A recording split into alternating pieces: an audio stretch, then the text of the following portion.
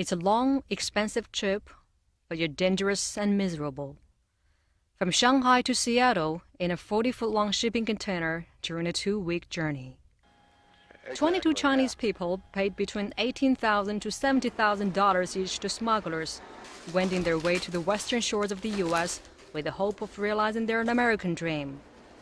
But in early hours of April the 5th, when those 18 men and 4 women prived their way out of the fenced shipyard, they ended up in a custody caught by U.S. border security. A spokesperson for U.S. Customs and Border Protection said the Chinese citizens were part of a smuggling operation and there is not any suspicion of terrorism.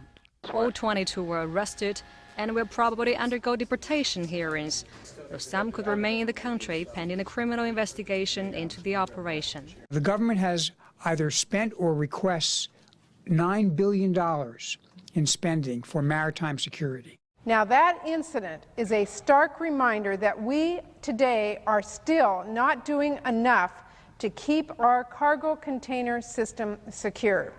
Well, this is not something new, but something that has often been neglected. While the Mexican illegal immigrants has been a hot topic in this country, according to the estimate of some U.S. and Chinese scholars, of the 12 million undocumented immigrants in the U.S., more than 500,000 Chinese have been smuggled into the U.S. since late 1980s, making them the second largest undocumented group of immigrants. Can these illegal immigrants realize their American dream after paying such big money trying to come here? The answer is not always certain. Many undocumented Chinese immigrants usually work in the service industry, notably in the restaurant business. According to some estimation, there are about 50,000 restaurants employing about 400,000 Chinese workers in the U.S. owned and operated by people from Fujian province alone.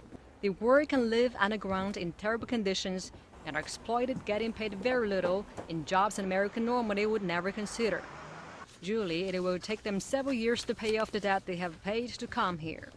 Earlier, the Department of Homeland Security officials complained that more than 39,000 Chinese remain in the United States, even though they have issued final deportation orders. Only some 300 are in detention. And even the small number has strained the limited detention facilities at a cost of $95 a day per detainee, and increases the chances that they will disappear into an American society after their detention period expires. It's estimated that to date, the American government has allocated some $600 million for the detention of the Chinese illegal immigrants.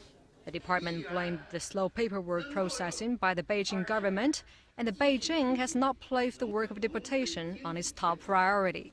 However, the Chinese government has replied that it firmly opposes the crime of illegal immigration in all forms and has been cooperative in handling the issue, working under the principle of first verification, then deportation.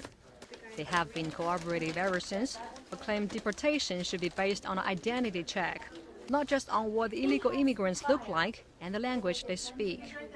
Meanwhile, illegal immigration is an international problem.